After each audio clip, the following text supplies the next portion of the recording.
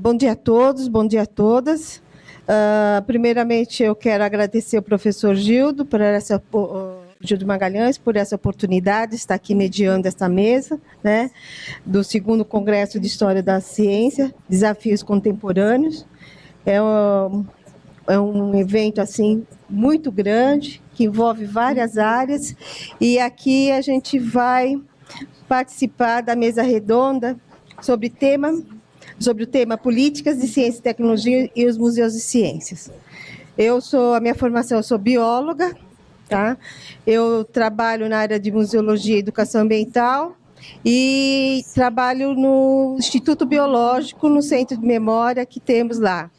Esse museu que a gente tem, o Centro de Memória, tem 340 mil documentos voltados para as atividades institucionais, que é sanidade animal, vegetal, né, a proteção ambiental e as nossas áreas de história de ciência que temos na instituição. Então, pela sequência, nós vamos ter a participação agora da professora doutora Anete Hoffmann, que é da Faculdade de Medicina da USP de Ribeirão Preto, né, e que desenvolve um trabalho interessante, daí o convite. E eu gostaria que ela falasse um pouquinho da formação dela também, porque eu peguei aqui, mas eu não vou me estender, para a gente ser breve. E a gente vai ter a seguinte dinâmica: haverá apresentação de todos, e depois a gente abre para discussão. Eu estou vendo que aqui tem bastante gente, né? Tá bem assim. E a gente vai ter uma boa discussão aqui. Então, tá bom? Bom trabalho a todos. Bom dia a todos. A minha formação é em medicina e trabalhei minha vida toda em pesquisa e ensino na área de fisiologia e me envolvi com a organização do Museu Histórico da Faculdade de Medicina no ano em que assumi a presidência da Comissão de Cultura e Extensão Universitária e estou aí até hoje, apesar de já aposentada há 7 anos. Bom, a Faculdade de Medicina de Ribeirão Preto, ela foi criada, ela começou a funcionar em 1952. Em 1985, um dos professores pioneiros da Faculdade de Medicina, do Departamento de Cirurgia, professor Rui Ferreira Santos, ele propôs, em reunião da congregação, a criação de um centro de memória da instituição. Portanto, a faculdade, naquela ocasião, estava com 34 anos de existência. O diretor formou uma comissão que atuou, dessa comissão fez parte, de uma forma muito ativa, um aluno e alguns outros professores, mas foi basicamente o professor Rui quem levou à frente essa ideia, que, entretanto, não vingou.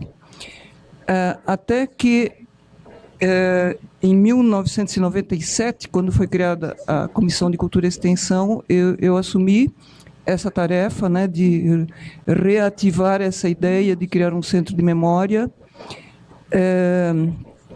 e eu me deparei com vários objetos, vários documentos que já haviam sido reunidos por aquela primeira comissão, e guardados por uma funcionária. Eu friso sempre isso para deixar bem claro que todo esse movimento que surgiu em torno da criação do Centro de Memória, ele partiu de atuações de vontades individuais. Então, no ano de 1997, nós conseguimos um espaço para alocar, coisa que aquela primeira comissão não tinha conseguido. Nós conseguimos um espaço no campus para alocar aquele material já reunido e nos colocamos a campo para reunir outras coisas que estavam espalhadas em diversos lugares, em diversos laboratórios dentro do campus. O primeiro espaço que nós ocupamos, na verdade, ele era bastante precário, era uma espécie de um puxadinho que havia sido, em data anterior, né, um galinheiro onde o departamento de parasitologia criava galinhas para inocular com moléstia de Chagas. Bom, no momento seguinte, nós ocupamos uma das casas que existem no campus e que antes eram ocupadas, eram casas de docentes, moradias de docentes, a Casa 8 da Rua das Paineiras. E, em seguida, em 2008, o museu passou para o centro da cidade, na Avenida 9 de Julho, portanto, uma região bem central, né, para um espaço que era da Faculdade de Medicina e que havia sido originalmente um hospital psiquiátrico particular e que depois foi comprado pela Faculdade de Medicina e passou a ser hospital dia psiquiátrico. Então, nós temos uma área lá dentro de aproximadamente 350 metros quadrados, e temos áreas expositivas, temos um espaço expositivo e temos também uma área de guarda de acervo. O que nós temos nesse acervo? Basicamente, equipamentos, e eu aqui friso um conjunto de equipamentos, portanto, objetos tridimensionais, que foram desenvolvidos, que foram feitos na Oficina Mecânica de Precisão do campus, a pedido de docentes. Essa Oficina Mecânica de Precisão ela foi criada junto com a Faculdade de Medicina, isso muito assim dentro do projeto proposto pela Fundação Rockefeller, que esteve muito presente nos primeiros anos de existência da Faculdade de Medicina. Então, esses equipamentos são uma das partes assim que mais chamam a atenção dentro do que nós temos no acervo. Além de um conjunto de cerca de 10 mil fotografias entre negativos fotográficos e também fotografias em papel já reveladas, né? Documentos, né, e algumas coleções particulares, como, por exemplo, eu friso aqui a importância de uma coleção de um professor que deixou em testamento toda a sua biblioteca e também a correspondência. O professor Miguel Rolando Covian, que vem da Escola Argentina de Fisiologia, ele foi discípulo de Bernardo Say, que foi o primeiro prêmio Nobel de Medicina da América Latina. Então, o professor Covian não só ele guardava cópias das cartas que ele enviava, né, ao seu mestre e a outras pessoas, como também guardava as cartas que recebia. São cerca de 1.700 cartas no total.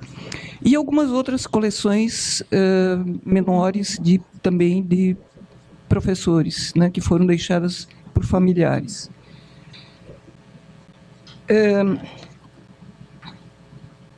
Bom, eu teria, inclusive, alguns diapositivos para projetar, mas eu acho que não teremos tempo para isso. Eu soube que a gente só tem 10 minutos para expor, então eu vou deixar de lado essa parte. Hoje, qual a situação atual desse centro de memória, né?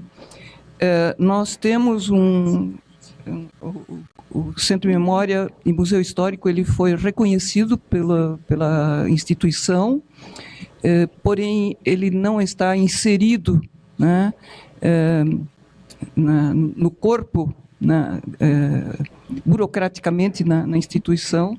Ele foi apenas reconhecido e ele conta com um conselho deliberativo, do qual eu faço parte também, apesar de já ser aposentada, mas colocaram no regimento interno aí que, eventualmente, um professor aposentado pode ocupar uma posição no conselho.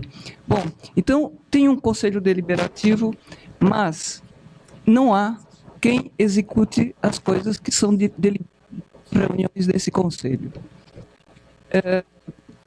Então, o que acontece, o real desse acervo, né, é um acervo relativamente importante, né, considerando que essa faculdade ainda é uma faculdade bastante jovem, mas conseguiu reunir um material interessante, só que não conta com funcionários, com um corpo funcional com capacitação para organizar esse acervo. Então, ele depende um pouco assim de atividade voluntária e, principalmente eu, como aposentada, eu estou todas as manhãs lá e também conto assim com a ajuda eventual de alunos que são bolsistas, né, de um programa que existe dentro da USP. Mas esse é, então, um dos grandes problemas que nós temos, a profissionalização do museu. E outra coisa bastante séria, pelo menos no meu ponto de vista, é a falta de integração do museu às atividades institucionais, como, por exemplo, ensino, pesquisa e extensão. E, evidentemente, nós já demonstramos que é possível fazer tudo isso ocupando o espaço do museu e aquele rico acervo que existe lá dentro, né? Como eu mencionei já anteriormente, uma das coleções mais importantes que nós temos lá é a Miguel Rolando Covian, e graças à colaboração de uma colega, professora Marina Massimi, que é historiadora na área de História da Psicologia, né, já foram, usando esse material dessa pequena coleção, já foram feitas 4 trabalhos, desenvolvidas 4 dissertações de mestrado. Além disso, nós já conseguimos 2 livros sobre a história da Faculdade de Medicina. Um desses livros dependeu do trabalho de 2 pesquisadores do Instituto de Estudos Brasileiros, já aposentados, né? E o outro livro, que conta a história da instituição, escrito pelo primeiro secretário da Faculdade de Medicina de Ribeirão Preto, José Bento Faria Ferraz, né, que foi levado a Ribeirão Preto pelo Zeferino Vaz, quando a faculdade foi criada, e esse personagem, que já faleceu, José Bento, ele havia sido aluno e secretário de Mário de Andrade, e era uma pessoa com uma vasta formação cultural. Bom, já passei meu tempo. Bom, a conclusão. Trata-se de um museu formalmente reconhecido pela instituição, porém não inserido no seu organograma. Em consequência, a faculdade não se vê na obrigação de dotá-lo de um corpo funcional adequado às suas funções, e que, na prática, o situa num limbo institucional na medida em que é visto como algo à margem ou até mesmo estranho às suas atividades. Obrigado.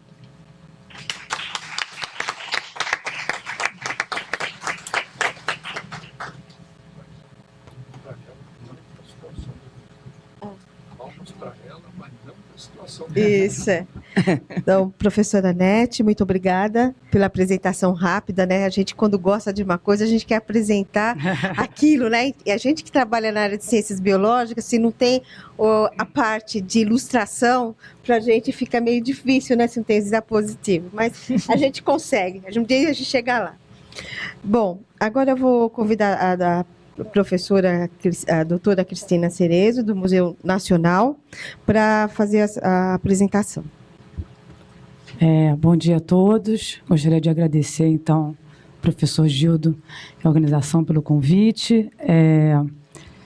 Enfim, vou tentar resumir aqui. Na verdade, minha formação, então, eu sou bióloga também, trabalho com sistemática e filogenética de crustáceos, e assumi, então, a vice-direção do museu no início de 2018. Né? Então, a gente foi no nosso bicentenário, em 6 de junho, e em setembro, então, aconteceu o trágico acidente, então, do museu.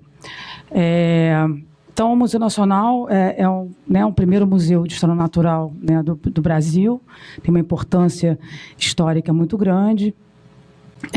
Foi fundado por Dom João VI, né, em 1818, inicialmente no Campo de Santana. Depois, o prédio, então, foi mudado para o local que é hoje, o Quinta da Boa Vista, né, o palácio onde que foi a residência imperial, né. Então, Dom João veio fugido da França, de Portugal, através da invasão de Napoleão, e aí, então, a monarquia ficou naquele palácio. Então, tem uma história ligada com a formação do museu, né? Dom João depois voltou para Portugal, veio Dom Pedro I, que também conseguiu peças importantes do Egito para o acervo do Museu Nacional. Dom Pedro II era um grande entusiasta, inclusive a estátua que tem na frente do museu é de Dom Pedro II.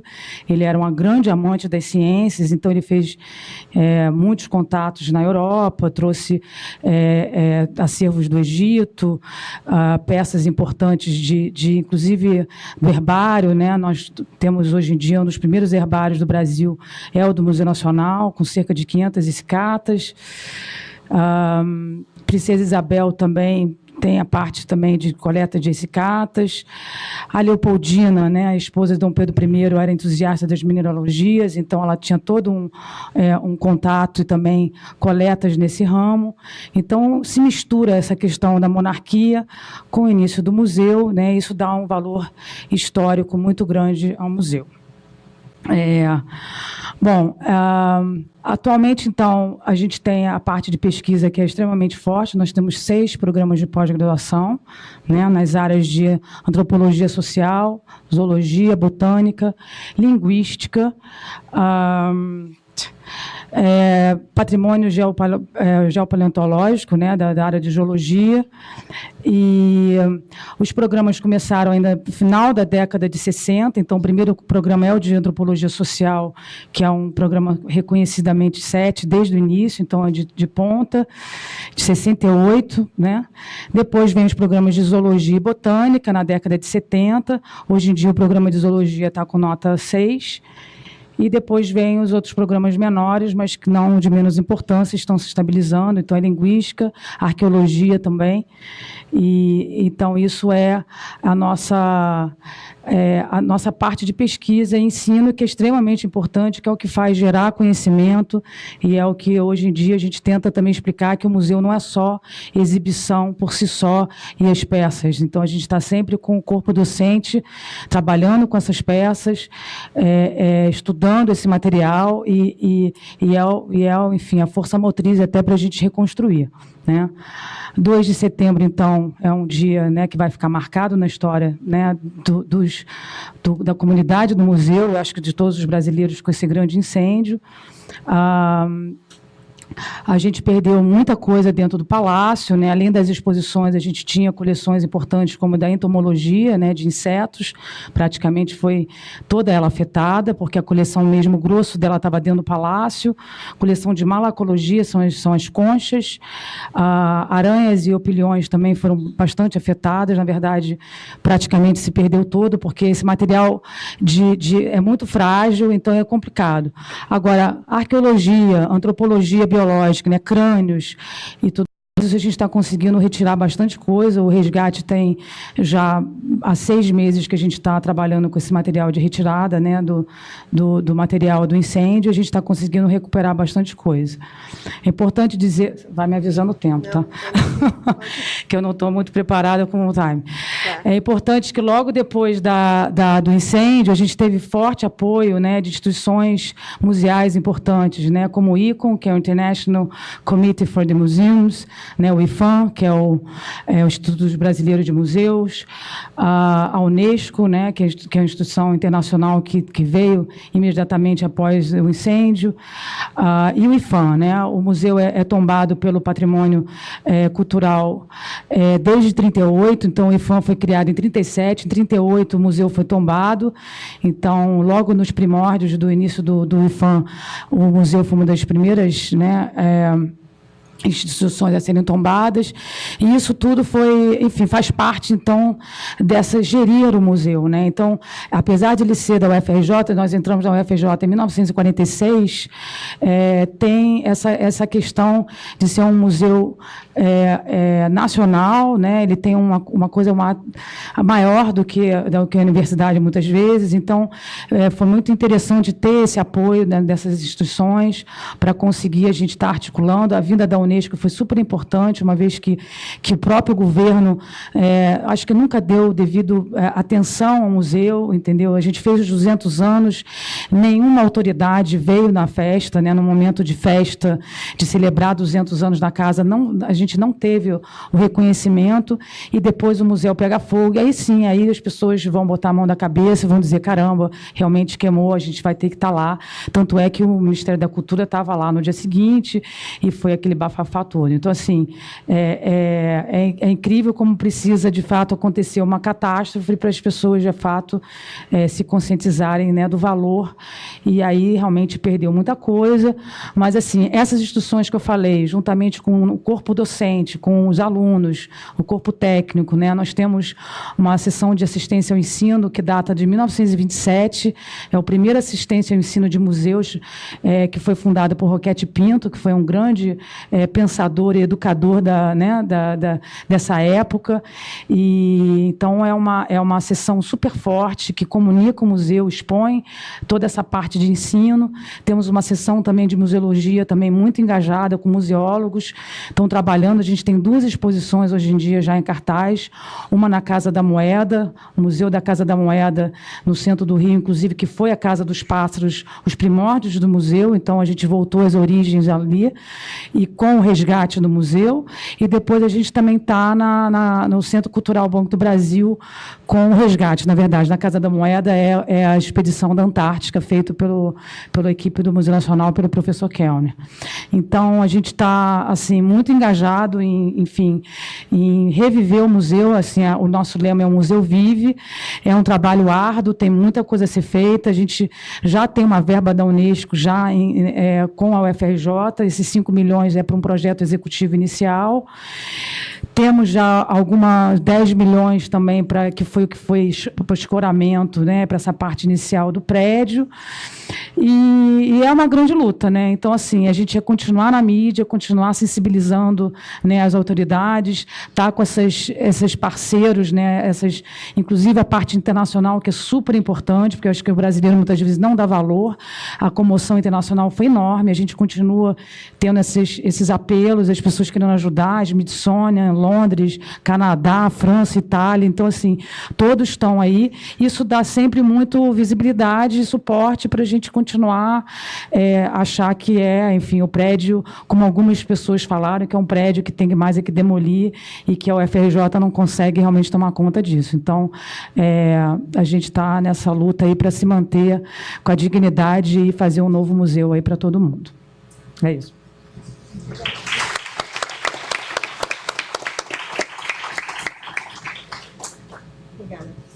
Obrigada, Cristina. Obrigada.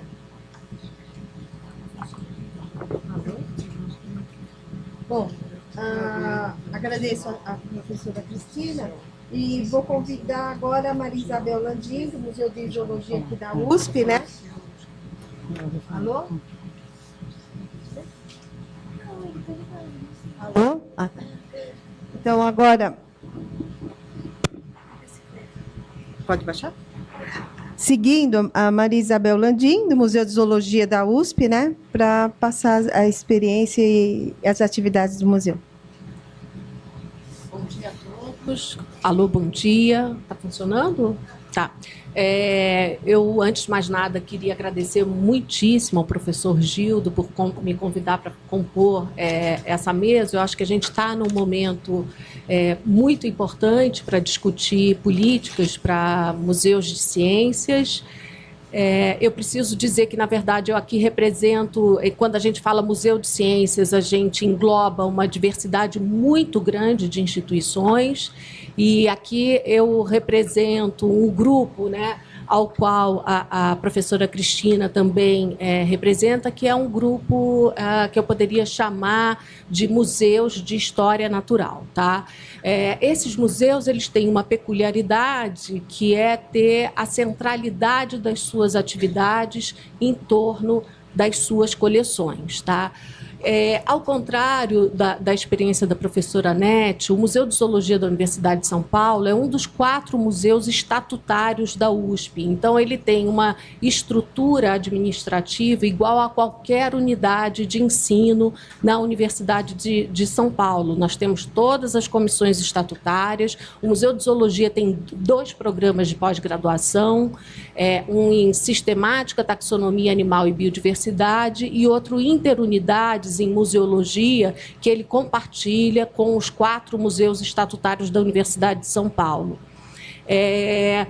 Dito isso, eu acho que a gente precisa considerar que essas instituições, elas são extremamente complexas. A partir da gestão, do estudo das suas coleções, né, elas têm uma missão que está relacionada à produção do conhecimento através da pesquisa e do ensino, o que torna essas instituições muito dependentes de políticas focadas no fomento do ensino e da pesquisa. No caso da biodiversidade, a gente tem que lembrar que a gente está inserido num país mega diverso. O Brasil sozinho abriga 20% de toda a biodiversidade do planeta, tá? Então, a gente tem desafios muito específicos, principalmente porque a nossa economia, ela é muito focada na exploração de commodities, que é uma exploração de recursos naturais, e a gente observa uma perda dessa biodiversidade muito rápida, numa velocidade muito grande, e a gente precisa gerar conhecimento a tempo. É claro que isso é inviável pela quantidade de pessoas que hoje nós temos nessas instituições capacitadas para gerar conhecimento a partir dessas coleções.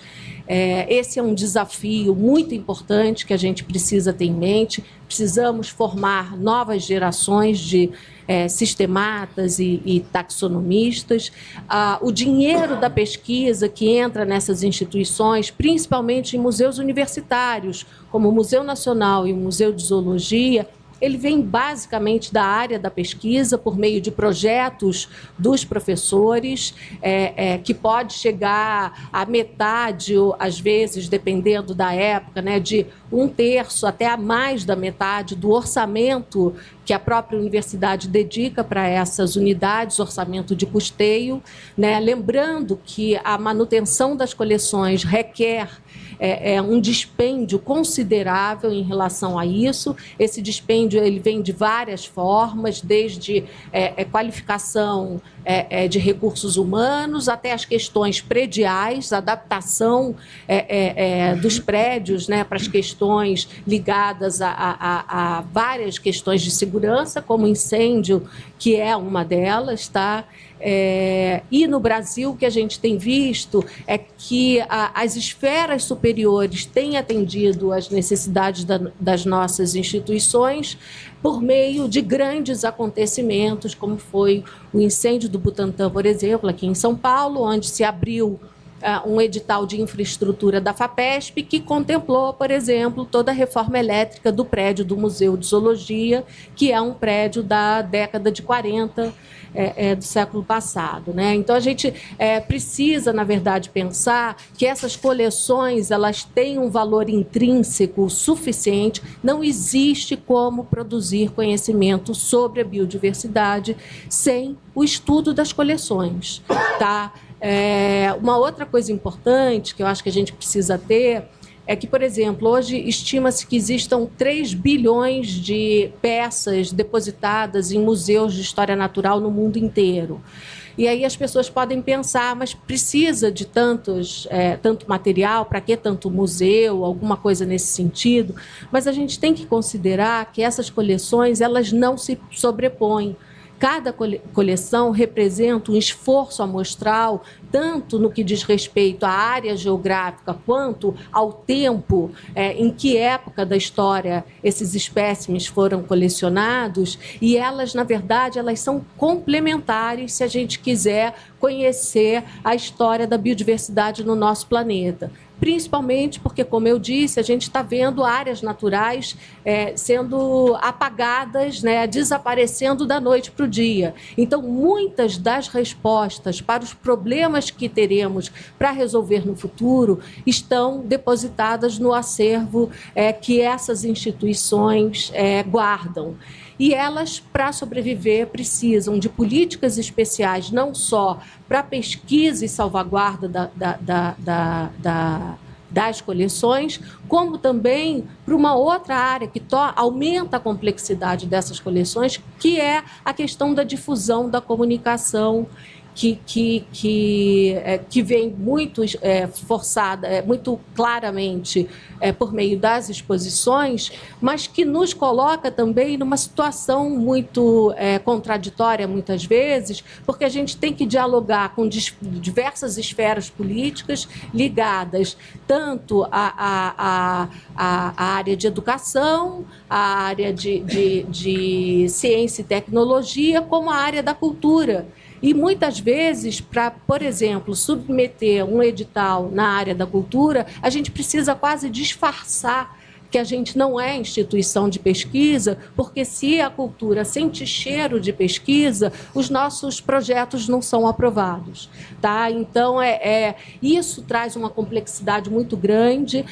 Na verdade, eu acho que a minha fala é muito no sentido de dizer que hoje a gente tem por missão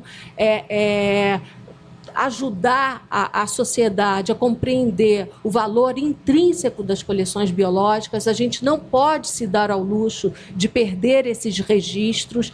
Isso tem um peso, assim, terá para as futuras gerações, assim, incomensurável, e por isso a gente precisa pensar em estratégias de sensibilização, não só da sociedade, mas como das esferas políticas e decisórias, para que a gente tenha políticas de longo prazo de manutenção dessas coleções.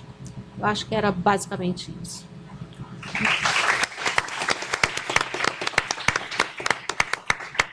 Certinho. Obrigada, então, doutora Maria Isabel. Agora convidamos o doutor Sérgio Freitas, do Museu Catavento, para falar da experiência deles.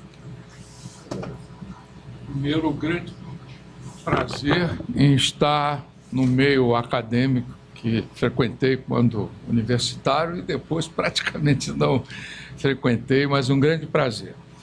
A história do Catavento é simples. O governador era o José Serra e ele disse para mim: Sérgio, você vai se aposentar, não tem o que fazer, faz um museu de ciências para mim. Não tinha lugar, não tinha verba, não tinha nada. E nós, claro que gostávamos de muitas coisas. Eu sou engenheiro, gostava de física, viajei muito e tal, gosto de história. Então, por isso que ele me convidou. E saímos aqui por São Paulo, olhando prédios, apareceu o prédio maravilhoso lá do Palácio das Indústrias, de Percy. Aliás, é o prédio hoje mais bem público, mais bem conservado de São Paulo. É só olhar. Está tudo uma belezinha na parte externa. Internamente tem problemas. Mas, não, tem problemas e que não são de minha responsabilidade. Mas, então, apareceu aquele prédio maravilhoso. Eu tinha visitado muitos museus, há 400 museus de ciência pelo mundo. Tinha visitado em Chicago, por exemplo, que tem 3 museus de ciências de vários níveis. Nos Estados Unidos, as cidades lá têm 2, 3 assim, de brincadeira, E aqui no Brasil nós tínhamos poucos museus. Na verdade, aqui em São Paulo tinha uma estação Ciência, graças ao trabalho do Hambúrguer, que me ajudou muito lá no Catavento, no início do Catavento, professor aqui da USP. Tinha um em Porto Alegre, que ainda funciona, feito com muito dinheiro de uma associação internacional. E aquele prédio nos foi dado e é um prédio tombado, maravilhoso, nós tínhamos que manter tudo que estava lá, e olhando assim, acabamos dividindo em 4 sessões. Já naquela altura tivemos conversas aqui com a Isabel, e dividimos em 4 sessões, quer dizer, do Big Bang. Agora eu não sei se é o Big Bang, com as explicações que apareceram aí nos outros dias, nesses últimos dias do buraco negro, eu que já não entendi, agora eu não entendo ao quadrado, não é? Não sei mais se o buraco negro ou o Big Bang, o que vem antes aí. Mas, então, do Big Bang, a Terra, depois, na Terra, então é a primeira seção, universo, a segunda seção, na Terra, criou-se a vida. Então, é a vida em toda a sua diversidade, e a vida termina, assim, entre aspas, termina no homem, que é essa maravilha que somos nós.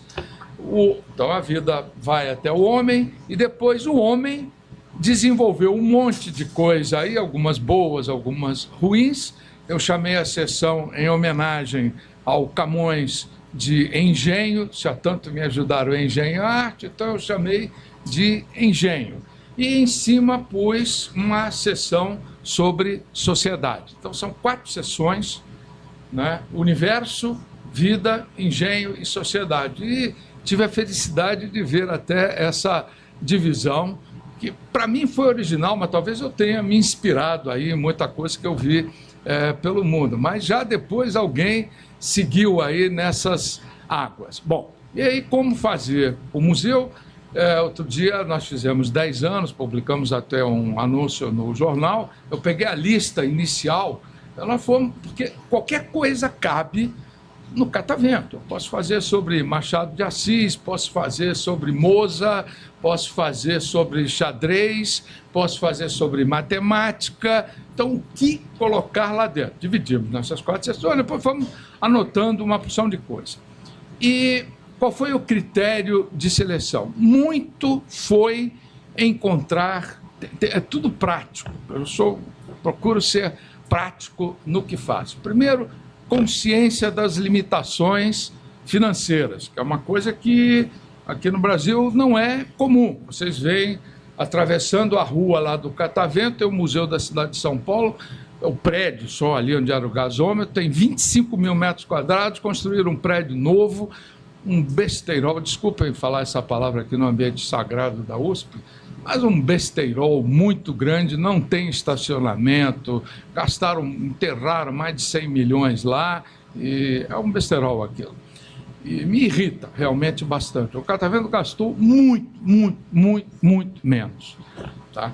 E então fizemos uma seleção pensando no custo, que tinha que ser baixo, na manutenção, que teria que ser em país de terceiro mundo. Eu não estou na Alemanha. Na Alemanha, vocês chamam um perito em trens, mini-trens, não é? E existe. Fui ao Museu da China, depois de inaugurado o Catavento, lá o de Pequim. É uma maravilha. Gastaram 500 milhões de dólares lá. O prédio, eu não posso nem dizer a vocês como é o prédio, porque não tem em São Paulo nada parecido. Uma coisa espetacular. E o conteúdo também espetacular, né? Então, nós fomos selecionando dentro dessa visão de que tem que ser econômico, pouca manutenção, muito auto-operado. Quanto menos instrutor tiver, melhor. Quanto mais auto-explicativo, melhor. Tinha que ser bonito, a beleza. Eu chamei até um decorador lá que eu conhecia, foi lá e dar uma ajuda, porque tinha uma sessão lá que estava muito feia. E tem que ter expertise técnica.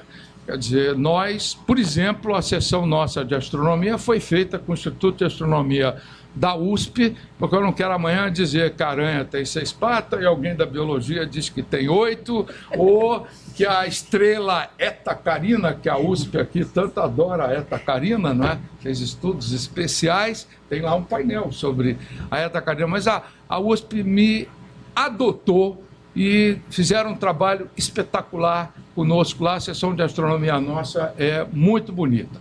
Baseado em quê?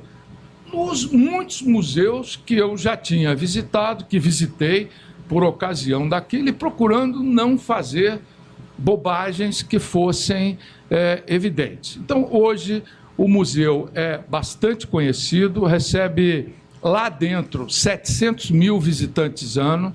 Tem muitos dias em que eu recebo mais de 10 mil visitantes, especialmente quando as mães estão chegando o fim das férias, as mães não aguentam mais os filhos, então levam lá para o catavento para quebrar o catavento.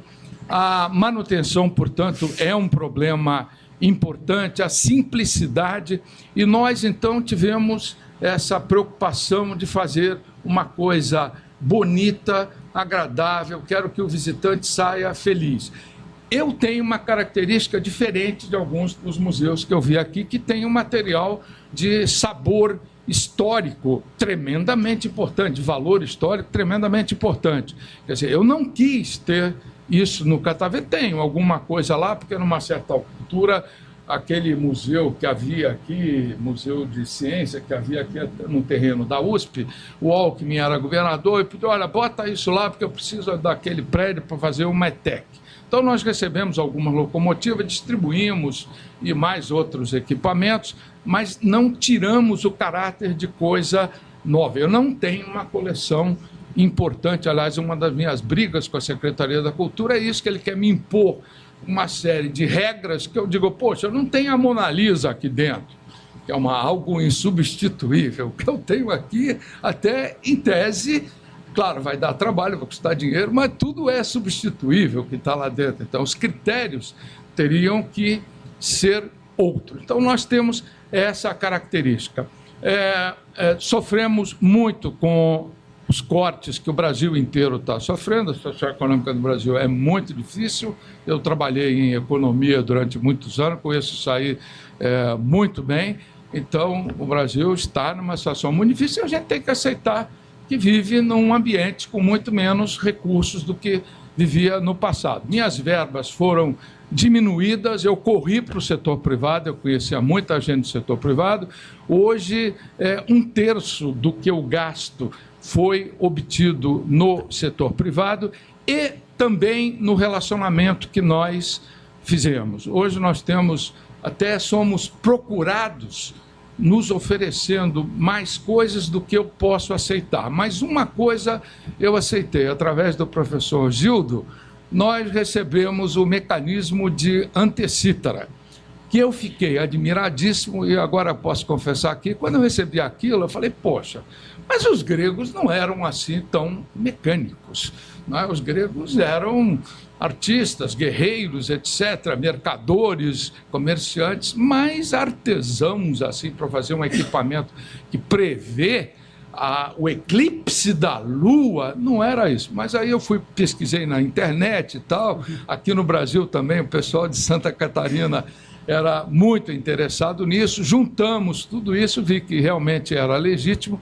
e nós temos uma instalação que foi colocada depois, dentro da instalação que a USP havia feito para o Universo, nós colocamos lá com grande destaque o mecanismo de antecítara e, para mim, para muita gente, fica a informação de que os gregos também eram espetaculares em matéria de mecânica, porque não há dúvida, com a história e as informações, de que aquilo existe. Então, nós vivemos hoje num período difícil, muito apoiado no setor privado, passamos até por uma crise recente aí de que haveria cortes e tal, mas felizmente o governo voltou atrás nisso e esperançosos aí do futuro. Eu estou lá há 12 anos aproximadamente, sou do conselho, mas vou lá trabalhar todo dia e sou o último a sair, adoro aquilo, então eu me empenhei bastante aí em que a cultura fosse preservada nesse período. E quero aqui, de público, agradecer em muitas circunstâncias, Isabel e muitos aqui, o apoio que recebemos aqui da USP. Nunca quis fazer pesquisa, a secretaria, faz pesquisa, eu não vou fazer nada.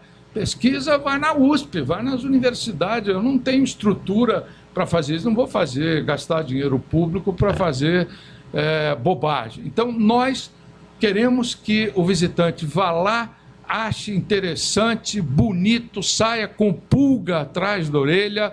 Há mais estrelas no universo do que grãos de areia em todas as praias e desertos da Terra. Alguns até disputam isso, mas é uma frase que você se humilha um pouco. Então, o grande objetivo do Catavento é esse, e está sendo cumprido com seus 700 mil visitantes ano. Muito obrigado.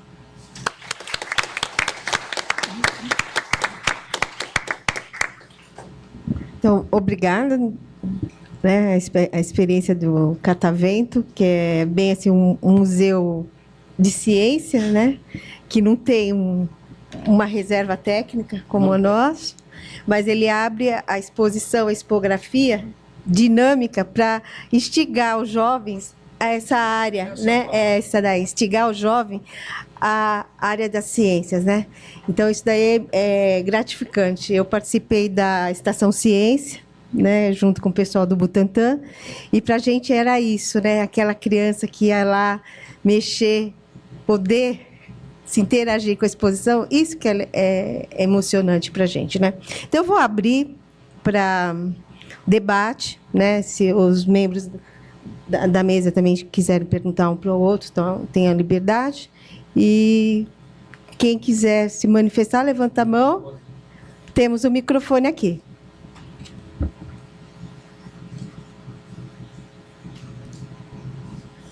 Tá ligado?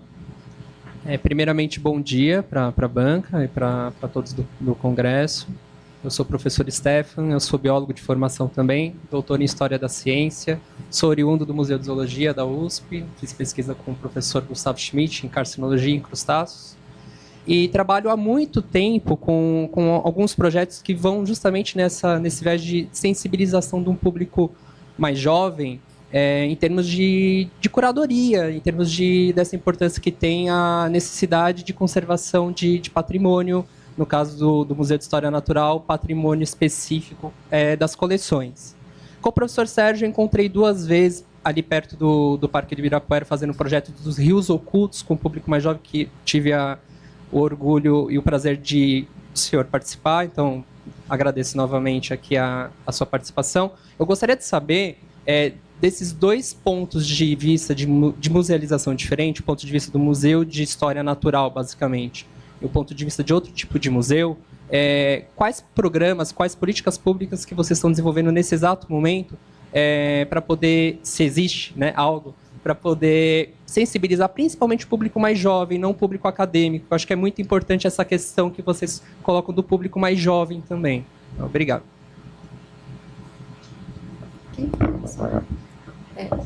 Na verdade, a gente não desenvolve política pública, né? A gente, na verdade, sofre as consequências das políticas públicas. A gente tenta sensibilizar os entes públicos para políticas interessantes nesse sentido. O que eu tenho mais fortemente para dizer em relação a isso é como as políticas públicas elas podem funcionar contra a gente. E vou dar o depoimento do Estado de São Paulo. O Museu de Zoologia, há alguns anos atrás, 50% dos visitantes do museu eram escolas.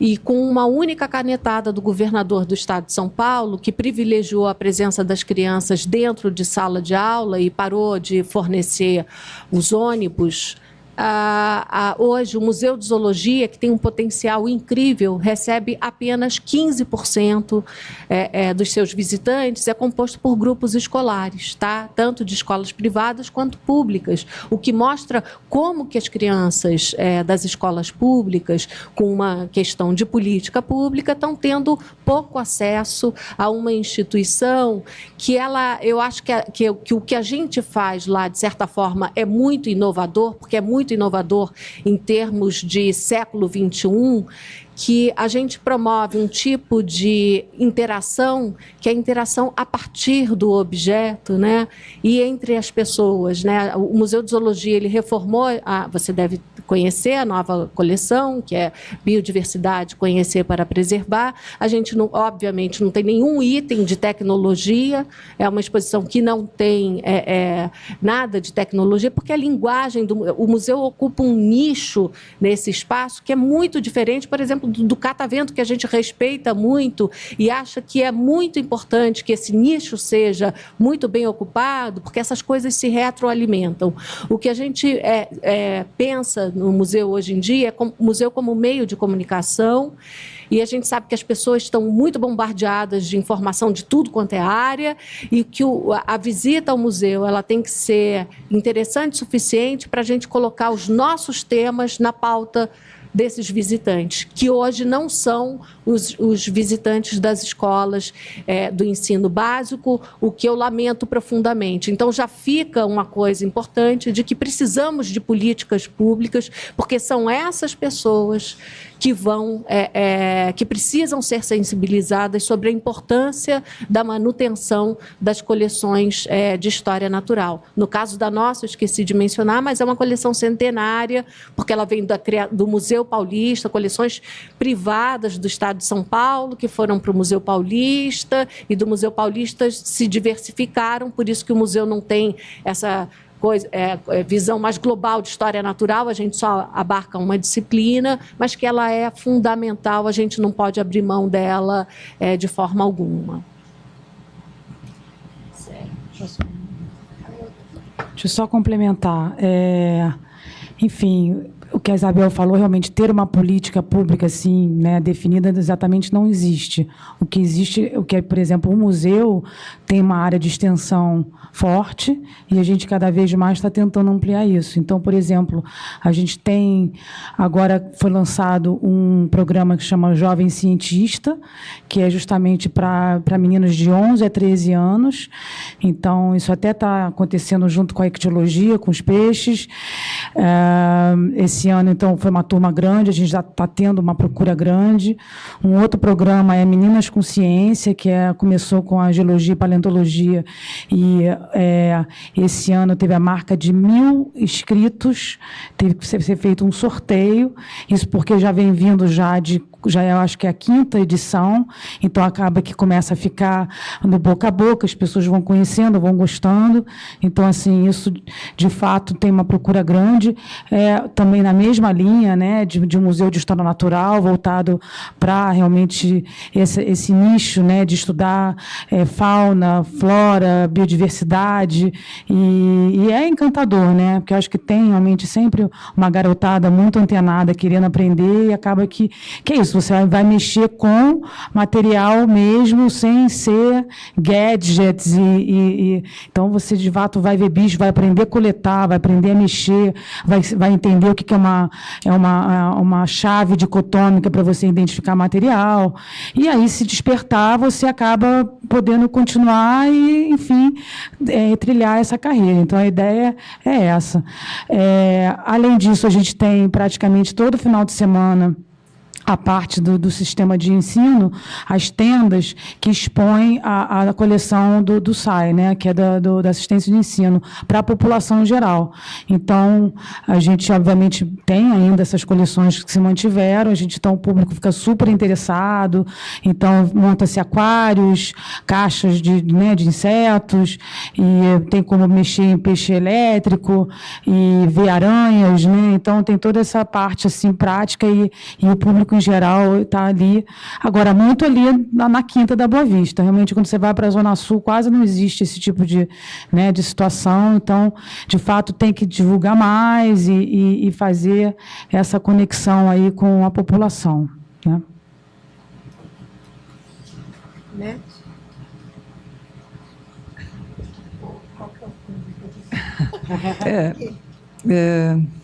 Claro, o museu, não existe uma grande divulgação em torno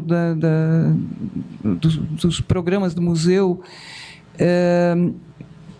mesmo porque a gente não tem a infraestrutura adequada para receber grupos grandes lá dentro. Inclusive o espaço ele é extremamente restrito no sentido de que ele foi adaptado, como eu disse anteriormente, né? Aquilo originalmente foi um hospital psiquiátrico, então os espaços não são adequados para a circulação de grandes grupos. Mas o que nós temos feito é uma parceria com o Museu de Arte do município de Ribeirão Preto e, eventualmente, convidando artistas da região, às vezes até de São Paulo, né, para montar exposições na nossa área expositiva, né, às vezes até pensando o próprio acervo do museu, né, e isso atrai um público que não é de grupos, atrai pessoas interessadas nesse tipo de coisa. Às vezes, recebemos exposições que vêm, às vezes, pela Pró-Reitoria de Cultura e Extensão, como, por exemplo, uma que foi sobre dinossauros, que fez um sucesso muito grande lá na cidade. Então, é dessa forma que nós estamos trabalhando.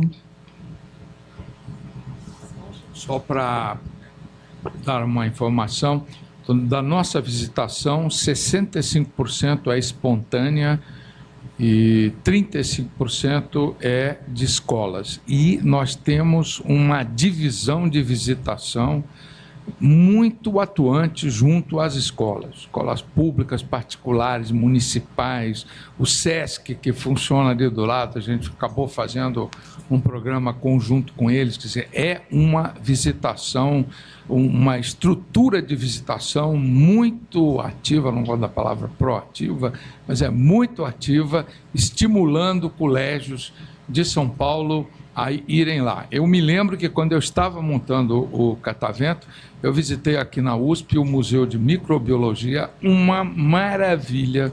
Se você puser no Vale do Ruhr, aquele museu faria sucesso, mas a visitação era baixa, porque está aqui dentro da USP, não tem uma estrutura, então fica ali meio no aguardo, que é uma coisa comum em museus que são geridos por universidades. Então, eu sempre insisto que é preciso uma atividade, uma agressividade muito grande na venda, marketing mesmo, para que você consiga vender o seu museu que você faz, como todos aqui estamos dizendo, com grande sacrifício. Na verdade, posso fazer só um comentário? Eu acho que o modelo de gestão do Catavento, ele explica um pouco essa questão da visitação escolar, porque o Catavento, pelo menos no momento da fundação, ele era uma coparceria da Secretaria de Cultura com a Secretaria de Educação. Depois também foi cortado.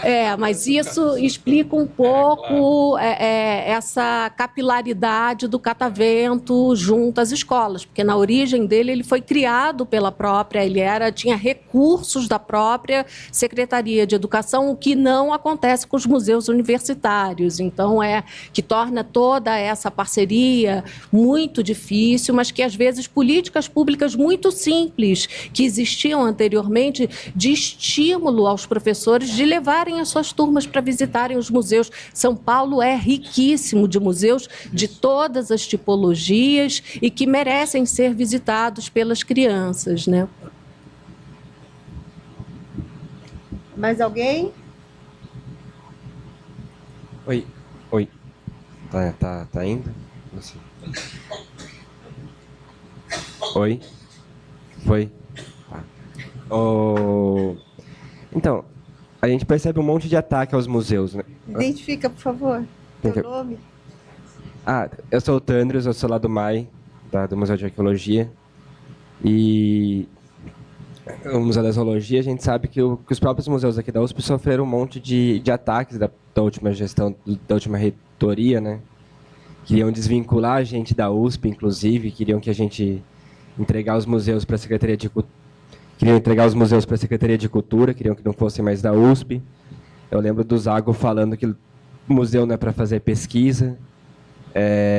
A nível estadual, agora a gente teve os cortes que o Dória fez. A nível federal, a gente teve o Temer, o ano passado, querendo extinguir o IBRAM e criar a ABRAM, e esse ano o fim do Ministério da Cultura. Então, eu queria saber qual que é a perspectiva que vocês têm. Vocês têm esperança que os museus vão continuar existindo nessa missão de ser um órgão de pesquisa e de extensão público, que atenda aos interesses públicos, e que não... Porque diante dessas catástrofes que estão acontecendo, que nem o incêndio do Museu Nacional, que nem o incêndio do Butantã, que nem vários outros incêndios que aconteceram em museu ano passado, muita gente está falando, tem que privatizar os museus, o que vai contra a missão desses museus públicos, né? Então, eu queria saber qual é a opinião de vocês quanto ao futuro, se vocês têm esperança no futuro.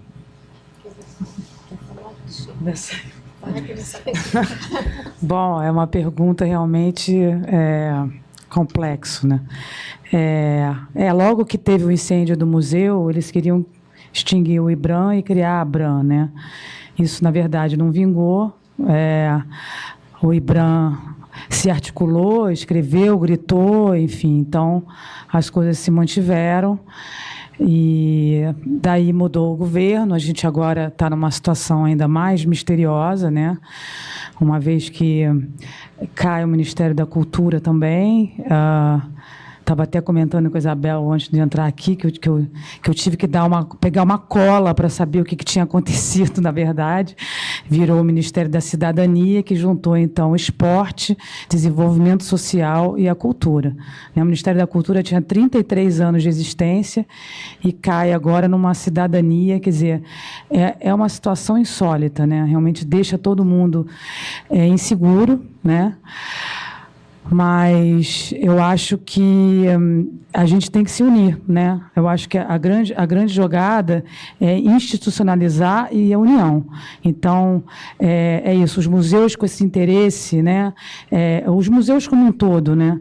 Tem que estar com políticas, tem que estar se falando, tem que estar, enfim, trocando essa informação. Por exemplo, essa coisa do IBRAM é interessante. Por exemplo, o Museu Nacional, ele é da universidade, ele é um museu universitário.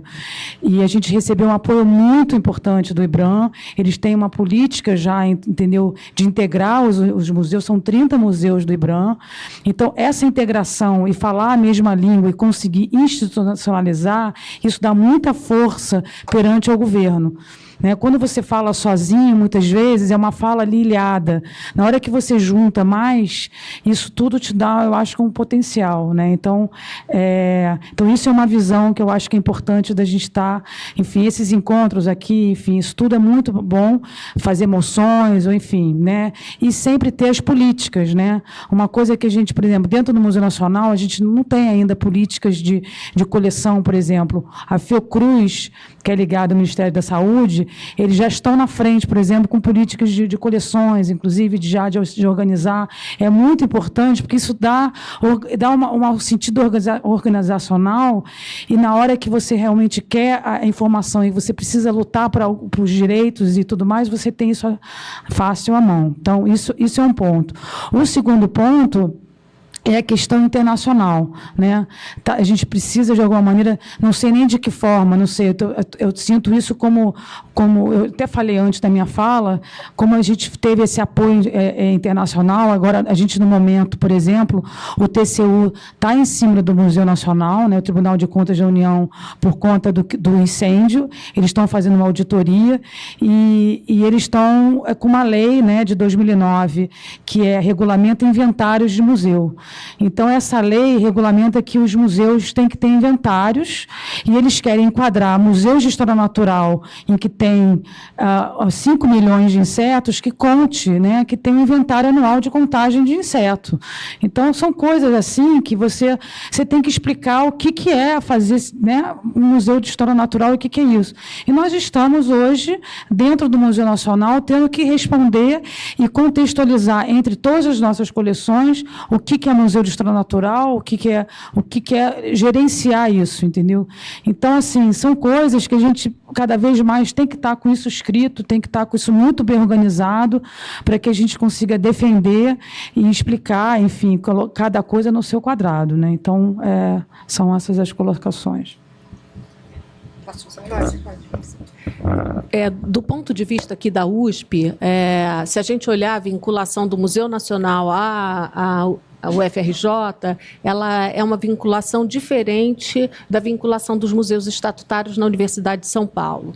Os museus estatutários, em 2010, eles alcançaram a sua autonomia administrativa, e isso foi uma conquista absurda. Senão, talvez a gente estivesse aqui sentado reclamando, que nem a professora Anete, de que não tem condições, não sei o quê, que a instituição não enxerga o museu como algo relevante, que não tem espaço no departamento.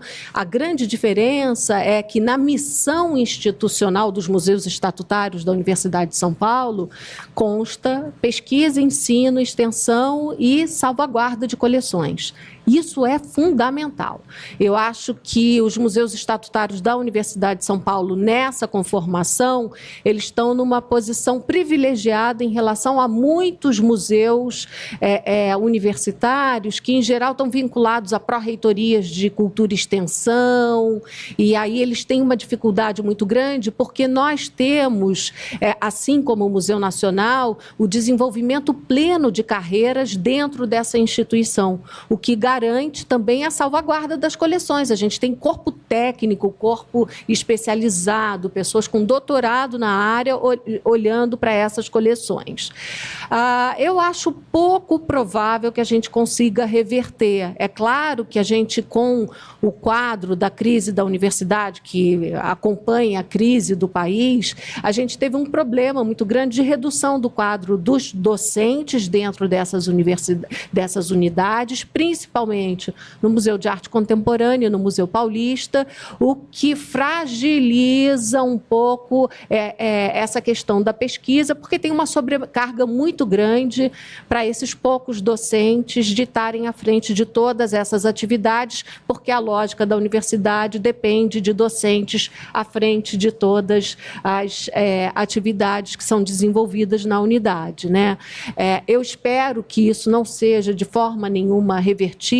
No momento de crise econômica, com escassez de recurso, todo mundo começa a perguntar o que é essencial, o que não é essencial. A universidade vai sair maior se ela conseguir manter essas unidades. Eu creio que o MAI e o Museu de Zoologia, eles já têm essa questão da produção, da pesquisa, eles são muito ativos, têm uma lógica departamental muito característica, além do acervo. Eu acho que eles estão mais naturalmente inseridos. Espero que a USP tenha visão para manter tanto o MAC e o Museu Paulista, porque ela vai sair melhor quando tivermos superado a crise, ela vai ser uma universidade mais relevante, mais importante e vai contribuir em outras áreas do conhecimento que são emergentes, como, por exemplo, na própria museologia. Só comentar, quer dizer, nós temos uma visão, uma posição diferente, porque a gente não tem pesquisa. Quer dizer, eu recusei pesquisa, porque eu acho que pesquisa é uma coisa muito séria e que a nossa estrutura, os nossos recursos, o nosso prédio não dava para fazer. Então, nós recusamos totalmente essa parte. Compreendo realmente que 5 milhões de insetos, para falar de uma coleção, é uma coisa que exige uma atenção, uma seriedade, uma profundidade que nós não temos no Catavento. Nós somos, assim, como eu digo de brincadeira lá, que nós somos um museu, por exemplo, a geografia é para o não geógrafo, a física é para quem não é físico, a astronomia é para quem não é astrônomo. Lá é uma coisa simples para criar perplexidade e a pessoa ficar se perguntando, puxa, vou me interessar mais por isso. O nosso objetivo é muito mais elementar, não é de alto nível acadêmico. Mais alguma pergunta? A última questão, gente, que vai ter a apresentação de pôsteres, são muitos, o professor já havia me alertado. Então... Meu nome... Alô? Meu nome é Leila Aranha, do Centro de Memória da Faculdade de Ciências Farmacêuticas. Eu dirijo a minha palavra à professora do Museu de Zoologia, porque a faculdade tem grande ambição em relação a ativar o seu museu, que temos uma coleção grande, além da documentação do Centro de Memória. E na verdade, a minha indagação é no sentido de se há algum movimento dentro da universidade de debates comuns, de trocas de experiências, porque eu acho que seria fundamental para cada um de nós esse tipo de iniciativa, e acho que incrementaria as nossas atividades. Queria a sua opinião e alguma dica nesse sentido. Na verdade, vou fazer mais uma colocação. Os painéis que estão aí fora são da Faculdade de Ciências Farmacêuticas, que comemorou esse ano 120 anos de sua existência. Ela veio em colaboração ao evento e gostaria que todos apreciassem, porque foi uma contribuição da faculdade ao evento e, enfim, está à disposição a documentação no Centro de Memória da faculdade. A sua pergunta é muito interessante. A Universidade de São Paulo é pródiga na produção de acervo nas unidades, nos departamentos. Isso é uma característica da USP muito forte. Então, quando a gente fala dos 4 museus estatutários, a gente deixa de considerar uma pluralidade de coleções que estão sendo musealizadas, né, nessas unidades de ensino, e está tendo, sim, um movimento muito forte de se reavivar o que era conhecido como a Semana de Museus da USP, mas dando muito mais visibilidade justamente para essas coleções que estão fora, esses espaços expositivos também, que estão fora dos museus estatutários. Então, depois eu vou pegar o seu contato e vou passar para os organizadores da Semana de Museus da USP, porque eu acho muito importante que essas unidades venham a colaborar, que eu acho que é muito importante mesmo. E tem muito espaço para isso na universidade, mas, no geral, os museus estatutários, como eles têm na sua missão a preservação do acervo, isso é uma coisa que nos dá uma segurança muito grande, porque a gente sabe que os professores nos departamentos, eles passam pelo departamento e muitas vezes essas coleções ficam perdidas, e aí o que vai acontecer vai depender da boa vontade dos novos docentes. Nos museus isso não acontece, porque é missão institucional a preservação das coleções. Isso tem uma longevidade que dá uma garantia muito grande para a gestão das coleções. Eu gostaria só de fazer salientar que eu acho que a universidade, cabe a nós também fazer um movimento em relação às coleções particulares. Eu acho que elas têm extrema importância na história do ensino. Sim. No âmbito da universidade. Sim. Das conquistas. E eu acho que isso tem uma tendência muito grande a se perder na medida que o docente deixa a casa e que muitas vezes está alojado na sua coleção, na sua biblioteca em casa, e com o passar do tempo é uma coisa que se perde. Sim. E que pode ter grande valor para a recuperação do desenvolvimento da universidade e da história da casa. Então, eu acho que é uma coisa que nós, dentro da Faculdade de Ciências Farmacêuticas, temos feito um movimento nesse sentido, de ressaltar a importância dessas coleções e da salvaguarda delas, né? Então, eu acho que assim, qualquer troca de experiência nossa, né, de um conjunto de pessoas, de instituições, eu acho que será muito bem-vinda. Uhum. Eu acho que contribuirá para que a universidade trabalhe com um grupo eficaz na defesa de sua memória institucional, né? Então, eu acho que tem um movimento assim promissor nesse sentido, se a gente conseguir se reunir e tudo. Com certeza. Então, aqui nosso agradecimento aos participantes da mesa, a vocês também aqui que participaram, e acho que aqui deixou assim bem claro que a gente tem que ter esses momentos mais frequentes para ter a mesma linguagem, interlocução, né, com os políticos que são aí, fazer a parceria público-privada, né, que é uma coisa que as instituições públicas, ela tá difícil, mas está se caminhando para isso, né, essa parceria público-privada, e que se estenda para essas instituições museológicas, museus de ciências, os nossos instituições de pesquisa também, que eu faço parte, né? Mas agradeço ao professor Gildo que abriu esse espaço aqui e que continuemos nessa discussão, né? E todos falando a mesma linguagem, quem sabe a gente consiga sensibilizar outros e outros e outros, né? Então, acho que a palavra é sensibilização. E a questão, assim, em momentos de crise, são os momentos que a gente se reinventa. Eles aqui estão se reinventando, não pararam. A gente vê notícias do Museu Nacional, né, constantemente, né, a gente fica mais atento, a gente se sensibilizou tudo, né, porque a gente está na área de ciência, mas a gente vê as atividades que estão sendo feitas fora do espaço, dentro do espaço. Não precisa acontecer isso, né, para a gente fazer isso. Mas é essa questão de a gente se reinventar nesse momento de crise. Né? Não ficar parado mesmo, a gente tem que estar mobilizado. Tá? Muito obrigada a todos. Tá? Professor Gildo.